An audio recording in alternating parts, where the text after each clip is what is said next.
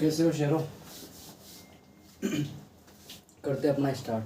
ठीक है, तो आपको जैसे पता ही है कि अपन मैथ्स में पढ़ रहे हैं कक्षा 10th क्लास 10th का। ठीक है, तो पहली, दूसरी, तीसरी, चौथी और पाँचवीं प्रश्नावली, इन प्रश्नावलियों को अपन रिवीजन कर लेंगे इस एक क्लास के अंदर। ठीक है, अगर ये क्लास लंबी होगी तो अपन दूसरा क्लास जो दूसरा पार्ट आएगा वो भी ले लेंगे। अब हम रिवीजन कैसे करेंगे सर? क्या हम एक एक क्वेश्चन करके देखेंगे? तो नहीं, तो हमने क्या है ना, हमारी ऑनलाइन इंस्टीट्यूट जो ऑफलाइन इंस्टीट्यूट है वहाँ पे हमने रिटन टेस्ट लिया था 1 से 5 प्रश्नावलियों को, और उन्हीं क्वेश्चंस का लिया था जो पिछले 3 सालों या 4 सालों के अंदर बोर्ड के अंदर आए हुए हो। तो ध्यान रखना, इस क्लास के अंदर अपना क्या होगा कि रिवीजन तो होगा ही होगा, साथ ही साथ वो क्वेश्चंस भी रिवीजन में आ जाएंगे जो पिछले साल, जैसे 2022 हुआ, 2023 हुआ और 2021 हुआ। ठीक है ना, तो जो बोर्ड के अंदर आए थे ना, उन क्वेश्चंस का अपन यहाँ पे क्या कर लेंगे, रिवीजन करना शुरू कर देंगे। ठीक है, और ये हमारा क्या है ना, टेस्ट पेपर हुआ था क्लासेस के अंदर। तो अगर किसी भी बच्चे को ये टेस्ट पेपर चाहिए जो 3 सालों के बोर्ड एग्जाम में आए हुए क्वेश्चन से 1 से 5 प्रश्नावली का, तो वो हमें मैसेज कर देना, कमेंट में मैसेज डाल देना, या हमारी जो ईमेल आईडी होगी उस पर मैसेज कर देना। ठीक है, तो वो करते हैं। अब हमारा सबसे पहला क्वेश्चन आता है यहाँ पे। पहला क्वेश्चन था जो पहले पेपर का, तो वो ध्यान रखना। क्वेश्चन है समांतर श्रेणी 10, 7 और 4 का 30वां पद ज्ञात करो। अपना जो पहला क्वेश्चन आया था वो क्या था? प्रश्न संख्या फर्स्ट क्या था कि एक समांतर श्रेणी दे रखी है एपी, जिसमें क्या क्या दे रखा है अपन को, 10, 7 और 4। ये एपी दे रखी है अपन को, ये दिया है अपन को। ठीक है, ये तो क्या कर रखा है सर, दिया है। ओके, अब ज्ञात करने के लिए कह रहा है, ज्ञात करने के लिए क्या कह रहा है अपन को, तो ये ज्ञात करने के लिए कह रहा है कि अपन को इसका क्या ज्ञात करना है, 30वां पद ज्ञात करना है। 30वां पद, जैसे 5वां पद निकालते हैं तो मतलब 5वें नंबर का आदमी, 5 आदमी नहीं, 5वें नंबर का आदमी कौन है। ठीक है, वैसे अगर कहता हो कि 10वां पद ज्ञात करो तो 10वां पद का मतलब होता है 10वें नंबर का आदमी ज्ञात करना है। ठीक है, तो वैसे यहाँ पे मेरे को कह रहा है इसका 30वां पद ज्ञात करो, तो 30वां पद क्या हो जाएगा, A30, यही होता है सर। ठीक है, रिवीजन कर रहे हैं अपन, थोड़ा सा ध्यान रखना। ठीक है, तो अब देखो हल पे आते हैं, ये ज्ञात करना है, हल पे आते हैं। तो आपको पता है ये समांतर श्रेणी दे रखा है, तो 10 इसका क्या हो जाएगा, A1, 7 इसका क्या हो जाएगा सर, A2, और 4 क्या हो जाएगा इसका, A3। ठीक है सर, तो ये पहला पद, दूसरा पद, तीसरा पद, मेरे को क्या ज्ञात करना है, A30 ज्ञात करना है। तो सबसे पहले आपको पता होना चाहिए सॉरी, कि जो A30 होता है इसका फॉर्मूला क्या होता है।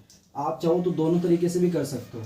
A30 का फॉर्मूला ये भी होता है क्या, कि A+29D, या आप A30 का फॉर्मूला जो वो AN वाला था ना अपना, AN बराबर क्या होता है, A+N-1 इंटू D। दोनों लगा के आप डायरेक्ट ये भी लगा सकते हो, ये भी लगा सकते हो, जो आपको बेस्ट मिले। ठीक है, और क्या है यहाँ पे, n बराबर अपन को क्या दे दिया, 30। भाई 30वें नंबर का आदमी याद करना है ना अपन को। चलो ठीक है, आओ अब आपको पता है, चाहे मैं इस फॉर्मूले से निकालूं चाहे इस फॉर्मूले से A30 निकालूं, मेरे को किसकी आवश्यकता पड़ेगी, D की तो आवश्यकता पड़ेगी ना। और D क्या होता है अपना, सारवंतर होता है। D क्या होता है, सारवंतर। तो D निकाले पहले, और D का सामान्य सा फॉर्मूला होता है, बहुत आसान सा, क्या, A2 माइनस A1।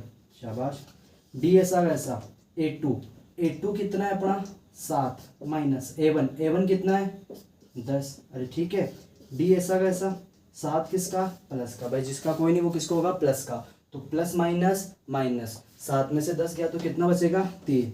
तो 7 में से 3 गया, कितना बचा भाई, प्लस माइनस माइनस, 7 में से 10 गया 3, बड़ा कौन, 10, इसलिए माइनस का। तो D बराबर कितना आ गया अपने पास, तो D बराबर आ गया -30, -3। अब आप चाहे जो फॉर्मूला लगा सकते हो, ये वाला भी लगा सकते हो। तो आपको फॉर्मूला पता है कि AN बराबर क्या होता है, A+N-1 into D। Okay sir, A ऐसा कैसा, N अपना कितना है, 30 दे रखा है ना। A कौन होता है, तो अपना जो A1 होता है उसे A बोलते, तो ये कितना जाएगा, 10 प्लस N वापस कितना जाएगा, 30 -1, और D कितना अपना, -3। अरे ठीक है सर, तो ये आप थोड़ा सा विशेष ध्यान रखना। और देख लेते हैं अपन कि A30 ऐसा का ऐसा, 10 ऐसा का ऐसा, प्लस 30 में से 1 गया तो कौन आ जाएगा सर, 29, गुणा में कौन चल रहा है, -3। इधर देख ले इस चीज को। ओके, A30 ऐसा का ऐसा, 10 ऐसा का ऐसा, प्लस, देखो ये ब्रैकेट का मतलब क्या होता है, मल्टीप्लाई करना है तो प्लस माइनस माइनस, ठीक है। 29 को 3 से गुणा, ये ब्रैकेट जो होता है इसका मतलब मल्टीप्लाई होता है, गुणा होता है, तो 29 को 3 से गुणा करेंगे तो कितने जाएगा, 29 या 87, ठीक है चलो। ओके, A30 और 10 में से 87 गया तो कौन आ जाएगा, माइनस का 77। ऐसे कैसे आ गया सर, भाई देखो 10 किसका, प्लस का, प्लस माइनस माइनस, 10 में से 87 गया तो 77, बड़ा कौन 87, इसलिए किसका आ गया, माइनस का। तो A30 ही निकालना था ना मेरे को भाई, अपना उत्तर जो था A30 कितना निकल के आ गया, माइनस का 77, ये अपना उत्तर आ गया सर। अरे ठीक है सर, तो यहाँ पे प्रश्न नंबर फर्स्ट खत्म होता है। फिर आता है प्रश्न नंबर 2, द्विघात बहुपद ज्ञात करो। यहाँ पे क्या ज्ञात करना है, द्विघात बहुपद ज्ञात करना है यदि शून्यकों का योग और गुणनफल क्रमशः दी गई संख्या है। तो देखो प्रश्न संख्या 2, प्रश्न संख्या 2 है, क्या है, तो देखो जो दिया है वो लिख दूं। इसने कहा है, क्या कहा है सर मेरे को, कि जो शून्यकों का योग और गुणनफल क्रमशः है, इसने कहा है शून्यकों का योग, तो आपको कितना दे दिया इसने, 4, और शून्यकों का गुणनफल, शून्यकों का गुणनफल कितना दे दिया सर, माइनस का 3 दे दिया। ये तो अपना है ना जो 5वीं प्रश्नावली में से था ये क्वेश्चन, और ये जो क्वेश्चन आया ये अपने कौन सी प्रश्नावली में से आया है, 4थी प्रश्नावली में से आया है, ठीक है। तो ये ध्यान रखना। तो सॉरी, इस योग तो -4 दिया और गुणनफल कितना दे दिया, 3 दे दिया।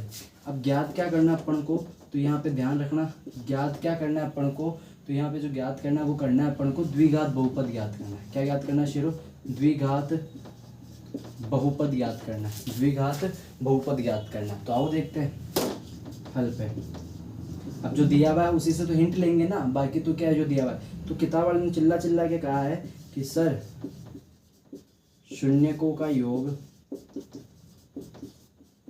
कितना है, माइनस का 4, और आपको पता है शून्यकों का योग क्या होता है, माइनस का b/a। भाई आपको ये तो पता है ना, शून्यकों का योग यानी अल्फा प्लस बीटा बराबर क्या होगा, माइनस का b/a, और इधर कौन चल रहा है, माइनस का 4, इसके नीचे कोई नहीं, क्या मान लेंगे, 1। ओके सर, ये इक्वेशन फर्स्ट दे दी अभी तक तो अपन ने। ओके ओके, दूसरा शून्यकों का गुणनफल, शून्यकों का गुणनफल। तो शून्यकों का गुणनफल क्या होता है सर, तो किताब वाले ने दे रखा है 3, और अपन को पता है शून्यकों का गुणनफल क्या होता है, c/a बराबर कौन चल रहा है, 3, इसके नीचे कोई नहीं, क्या मान लेंगे, 1। अरे ठीक है, तो ये हो जाएगी समीकरण नंबर 2।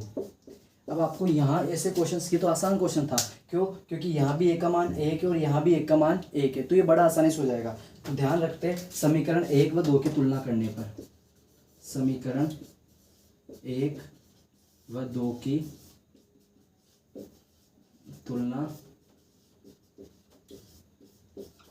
करने पर, चलो सर ठीक है, तुलना करते हैं। तो देखो a यहाँ भी 1, a यहाँ भी 1, तो a क्या आ जाएगा, 1, माइनस का b किसके बराबर आ जाएगा, माइनस के 4 के, और c जो c है वो किसके बराबर आ जाएगा, 3 के। माइनस माइनस प्लस हो जाएगा नहीं, तो a बराबर तो 1, b बराबर 4 और c बराबर कितना आ गया, 3, ठीक है। और आपको पता है कि द्विघात समीकरण, अपन को द्विघात बहुपद ज्ञात करना, तो द्विघात बहुपद का जो मानक रूप होता है वो क्या होता है, ax² plus bx plus c बराबर 0, ठीक है सर। तो ये होता है, तो देखते हैं, a की जगह ब्रैकेट x² ऐसा का ऐसा, b की जगह ब्रैकेट x ऐसा का ऐसा, प्लस c की जगह ब्रैकेट बराबर कौन चल रहा है, 0। अब जहाँ a है वहाँ तो क्या रख दूंगा, 1, जहाँ b है वहाँ क्या रख दूंगा, 4, जहाँ c है वहाँ क्या रख दूंगा, 3। अरे ठीक है, और जब भी बराबर चलेगा ना तो स्टेप आएगी, ये ध्यान रखना। 1 को x² से गुणा करूंगा तो x², ब्रैकेट का मतलब गुणा ही होता है, ठीक है। 4 को x से गुणा करूंगा 4x प्लस 3 बराबर 0। तो ये अपना आंसर आ गया, ये हो गया अपना द्विघात बहुपद। अरे क्लियर है चलो, तो ये अपना द्विघात बहुपद हो गया। ओके, तो ये भी आसान सा क्वेश्चन था, ठीक है। फिर अगला आता है क्वेश्चन नंबर 3 कि 12, 15, ये चलो मैं जो आसान क्वेश्चन है ना, ठीक है, तो मेरे जो ऑफलाइन वाले बच्चों हैं ना, तो ध्यान रखना, मैं आपको वो क्वेश्चन करा देता हूँ इस पेपर में जो थोड़े से अलग निकल के आए हो। भाई जो सिलेबस के अंदर है, जो कोर्स के अंदर है, वो मैं आपको ऑनलाइन पढ़ा चुका हूँ, ठीक है। अब हम जब वापस रिवीजन करेंगे तो प्रॉपर प्रश्नावली का रिवीजन कर लेंगे, ठीक है। अभी क्या बीच बीच में से करेंगे तो दिक्कत हो जाएगी। तो ध्यान रखना, मैं आपको जो पेपर के अंदर जो डिफिकल्ट क्वेश्चन थे ना, जो किताब में नहीं थे और फिर भी बोर्ड एग्जाम में है, तो वही करवा देता हूँ, ठीक है। तो आपके ऐसा कोई है क्या क्वेश्चन? जैसे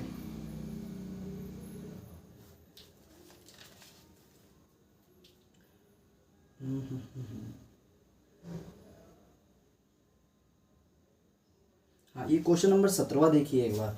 ये किताब वाला कह रहा है कि आपको मैंने ना द्विघात समीकरण दिए। किताब वाला क्या कह रहा है, मतलब जो क्वेश्चन आया ना बोर्ड में वो क्या है, तो ध्यान रखना प्रश्न नंबर 17 करा रहा हूँ, जो आपकी किताब में है या नहीं है देखते हो। तो प्रश्न संख्या 17 कर रहे हैं अपन। प्रश्न संख्या 17 क्या है कि द्विघात बहुपद दे रखा है किताब वाले, द्विघात समीकरण दे रखी है, मेरे को दिया है इसने क्या दिया है कि kx, जो द्विघात समीकरण है ना अपनी, द्विघात समीकरण क्या दिए, द्विघात समीकरण तो क्या है kx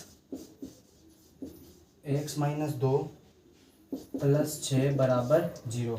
और ज्ञात क्या करना है, k का मान ज्ञात करना है। और कब ज्ञात करना है, जब मूल बराबर हो। ये कह रहा है इस समीकरण के दो मूल बराबर होंगे, मूल क्या होंगे, बराबर, तब k का मान ज्ञात करना है। शर्त क्या अपनी, इसने शर्त क्या दी है कि मूल बराबर है, मूल बराबर, मतलब इसका जो भी हल निकलेंगे वो क्या निकलेंगे, बराबर है, मूल बराबर है। तो ज्ञात क्या करना है, k का मान ज्ञात करना है।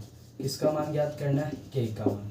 चलो ठीक है, अब देखो हम करने बैठे इस क्वेश्चन को। ओ सर द्विघात समीकरण, यहाँ तो उत्पटांश तो देख रहा है, पहले इसको द्विघात समीकरण तो बनाओ, आओ देखते हैं। तो पहले इसको उतारे, kx x-2 + 6 = 0। तो ये ध्यान रखना, गुणा करें, kx को x से गुणा करूंगा तो kx², ठीक है। ये किसका, प्लस का, प्लस माइनस माइनस, kx को 2 से गुणा करूंगा तो 2kx + 6 = 0, ठीक है। और मैं भी 10th क्लास के वालों को तो गुणा करना तो आता ही होगा। और अगर किसी को बेसिक ही क्लियर करवाना है कि सर ना मेरे को तो कुछ नहीं आता मैथ्स में, मैं तो 0 हूँ, तो अगर 0 हो तो मेरे को आप कमेंट में डाल देना, या जैसा भी आपको लगे तो मेरे को बस मैसेज पहुंचा देना, मैं अपने आईडी मेंशन कर दूंगा, उस पर आप मेरे को पर्सनली मैसेज कर सकते हो कि भैया मेरे को ये क्वेश्चंस नहीं आता, या मेरी मैथ्स यहाँ से वीक है, ये वीक है। तो मैं वो कोशिश करूंगा कि आपके मैथ्स को थोड़ा सा और सुटेबल बनाया जाए और अच्छा बनाया जाए, ठीक है शेरो।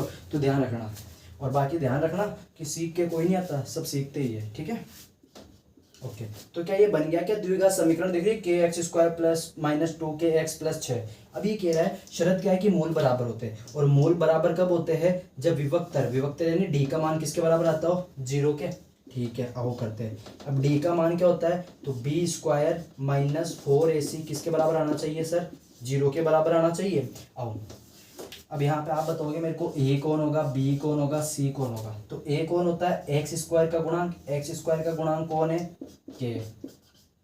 b कौन होता है, x का गुणांक, यहाँ x का गुणांक कौन है, -2k। c कौन होता है, अचर पद, यहाँ अचर पद कौन है, 6, ठीक है।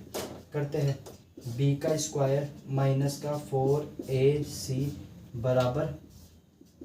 0।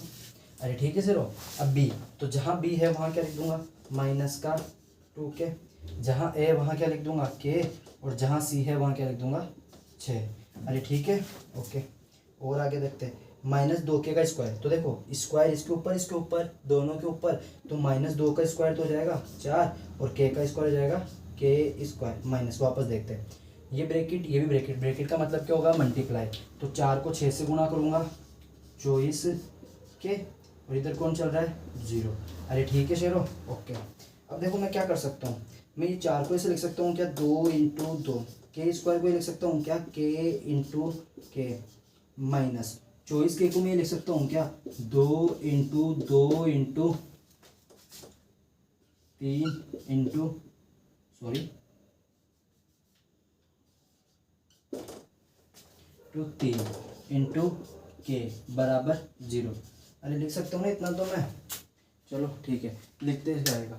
वो तो आपको समझ में आ गया हो ना कि प्रश्न संख्या है कि प्रश्न, ये तो नॉर्मल से क्वेश्चन थे, ये तो कोई भी बच्चा कर सकता है क्योंकि ये तो किताब के अंदर भी दिया हुआ होता है। ये थोड़े से ऐसे लॉजिकल क्वेश्चन आते हैं क्योंकि बोर्ड एग्जाम में सब बच्चे पढ़ के जाएंगे। अब किसके 100 में से 100 नंबर आएंगे, कौन बेस्ट करेगा, तो बेस्ट वही करेगा जिसके कंसेप्ट क्लियर होंगे, कि मैथ्स में प्रश्नावली के हर प्रश्नावली के कंसेप्ट क्लियर होंगे। तो ये जो क्वेश्चन आएंगे ना, और ये मान के चलना कि मैथ्स के अंदर 15 से 20 नंबर के जो क्वेश्चन होंगे, 15 से 20 नंबर के क्वेश्चन कॉन्सेप्ट वाले आएंगे, वो वही बच्चा कर पाएगा जिसके कॉन्सेप्ट क्लियर है। तो ये ध्यान रखना आप थोड़ा सा, ठीक है। तो ये देखो, ये पहला, ये दूसरा, ये तो आप कर सकते हो बेसिकली। अपन इसको कर रहे हैं 17वें को, तो ये अधूरा है तो इसको देखते हैं, ठीक है। चलो आओ देखते हैं।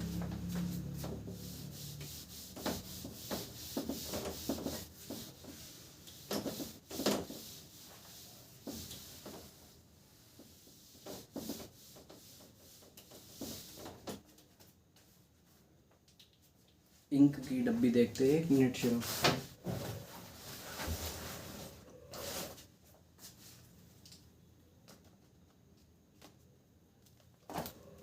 चलो कोई नहीं,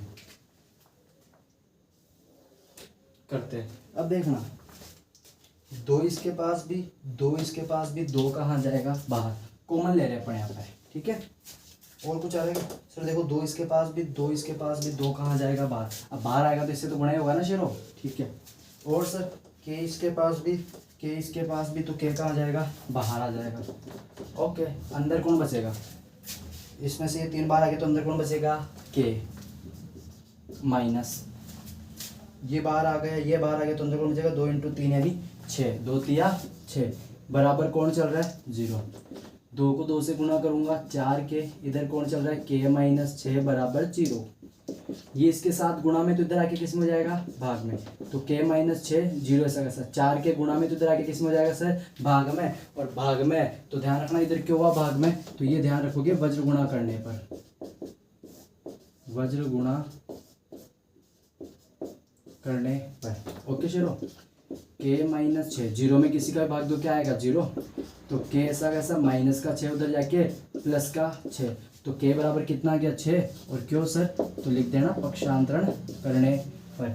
तो ये आ गया अपना के का मान 6। तो ध्यान रखना, शर्तें कुछ भी दे सकता है, ये कह सकता है कि 2, यहाँ तो इसने शर्त क्या दी कि मूल बराबर है, तो डी का मान अपन ने किसके बराबर मान लिया, 0 के, जो विभक्तर है। अगर ये कहता कि जो मूल है वो अवास्तविक है, तो जब मूल अवास्तविक है तो वो निकलते ही नहीं।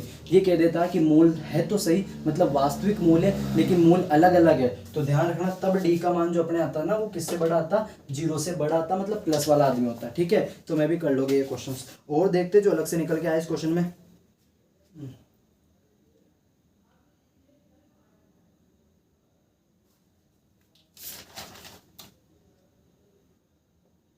और तो यार हाँ, ये क्वेश्चन थोड़ा सा लॉजिकल है। जैसे क्वेश्चन नंबर 27, प्रश्न नंबर 27 की बात कर रहा हूँ मैं अपने टेस्ट पेपर में, प्रश्न नंबर 27 अपने टेस्ट पेपर में इसकी बात कर रहा हूँ, ठीक है। तो देखो इसने कहा है कि x बराबर, तो आपको इसने दे रखा है, चिल्ला चिल्ला के कह रहा है कि 2 की घात 3 इंटू 3 की घात 2, 2 की घात 3 इंटू 3 की घात 2, और y इसने दे रखा है अपन को, y दे रखा है इसने 2 की घात 2 इंटू 3 की घात 2, 2 की घात 2 इंटू 3 की घात 2 ये दे रखा है। अब क्या ज्ञात करने के लिए कह रहा है, तो HCF और LCM ज्ञात करने के लिए कह रहा है, किसका, x और y का क्या ज्ञात करने के लिए कह रहा है अपन को, ज्ञात करने के लिए कह रहा है, क्या ज्ञात करने के लिए कह रहा है, HCF व LCM। और ध्यान रखना ये सारे क्वेश्चंस बोर्ड एग्जाम में आए हुए जितने भी आकर है, ठीक है। अब देखो x का मतलब ये वाली संख्या होगी ना, 2 की घात 3 इंटू 3 की घात 2, ठीक है सर कोई दिक्कत नहीं। मैं इसको ऐसे खुले लिख सकता हूँ क्या भाई, 2 की घात 3 है ना, आप खुद कह रहे हो 2 की घात 3 है तो इसको 3 बार लिख दूँ, 1 2 3, 3 की घात 2 है तो 2 बार लिख दूँ, कोई दिक्कत तो नहीं ना, गलत तो नहीं करे ना। y ऐसा कैसा, 2 का स्क्वायर है तो 2 की घात 2 है तो इसको ऐसे लिख दूँ क्या, 2 इंटू 2, और 3 की घात 2 है तो इसको ऐसे लिख दूँ क्या, 3 इंटू 3। ओके ठीक है, और इधर वापस लिख दो ताकि अपना जो एलसीएम और एचसीएफ वाला होता है ना वो थोड़ा सा सही हो जाए, उसमें कोई दिक्कत नहीं आए, ठीक है। तो देखो वापस क्या लिख दूंगा, 2 की घात 3 इंटू 3 की घात 2, यहाँ 2 की घात 2 इंटू 3 की घात 2।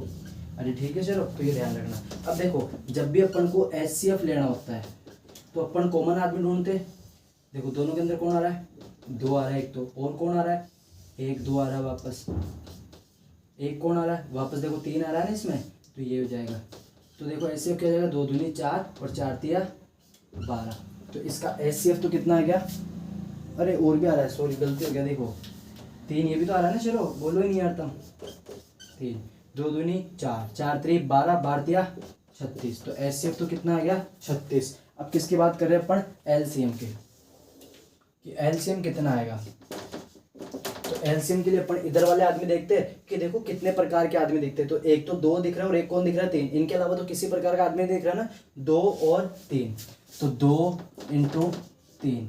अब 2 की अधिकतम घात कितनी दिख रही है, वो सर 3 दिख रही है इधर। तो 2 की अधिकतम घात कितनी दिख रही है, 3 दिख रही है। और 3 की घात अधिकतम कितनी दिख रही है सर, 2 दिख रही है। तो कोई दिक्कत ही नहीं, बस 2 की घात 3 का मतलब 2 को खुद से कितनी बार गुणा करना है शेरो, 3 बार। और 3 की घात 2 का मतलब 3 को खुद से कितनी बार गुणा करना है, 2 बार। गुणा करें, 2 दूनी 4 4 दूनी 8 8 तिया 24 और 24 तिया 72। तो 24 तिया क्या आ गया सर, 72 आ गया। तो यहाँ पे ध्यान रखना कि जो HCF निकल के आया किसका, x और y का, 2 संख्या नहीं है x और y का। तो HCF तो कितना निकाला शेरो पढ़ने, HCF निकल गया अपने पास 36। और जो LCM था किसका, x, y, वो कितना निकल के आया सर अपने पास, 72। तो ये ध्यान रखना। अरे ठीक है, तो इंपॉर्टेंट क्वेश्चन है, एग्जाम में शायद 2 या 3 बार आ चुका बोर्ड एग्जाम में, तो थोड़ा सा ध्यान रखना इस क्वेश्चन का। ओके, फिर एक बाकी तो हाँ एक ये भी है, क्वेश्चन नंबर 30। 196 के अभाज्य गुणनखंडों की घातों का योगफल निकालो। क्या कह रहा है, क्वेश्चन नंबर 30, शायद क्वेश्चन नंबर 30 है ना, हाँ क्वेश्चन नंबर 30 की बात कर रहे हैं। प्रश्न संख्या 30 क्या कह रहा है कि 196 के अभाज्य गुणनखंड के घातों, अभाज्य गुणनखंडों के घातों का योगफल लिखो। के घातों का योगफल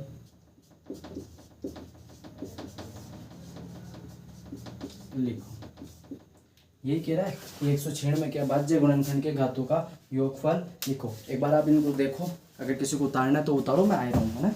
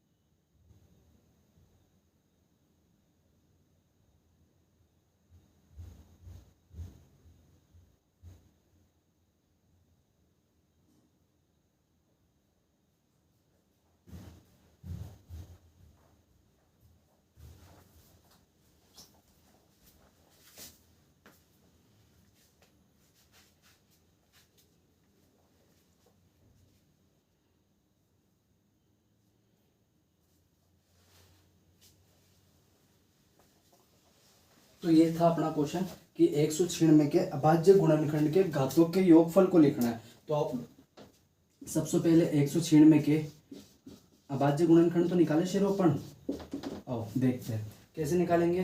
तो देखते हैं, इधर रफ कर लेते हैं।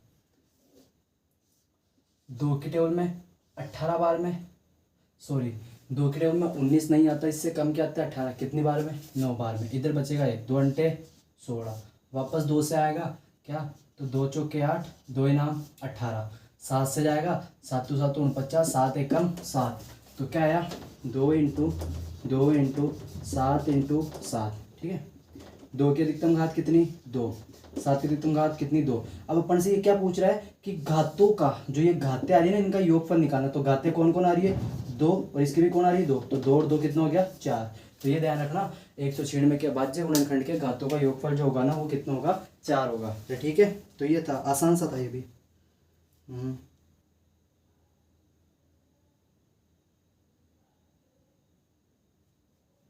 ओके, तो ये है। और एक क्वेश्चन और है अपने पास 33वां क्वेश्चन, थोड़ा सा इंपॉर्टेंट है तो उसको भी देखते। देखो इनको साफ कर देते, उसको देखते हैं 33वें क्वेश्चन थोड़ा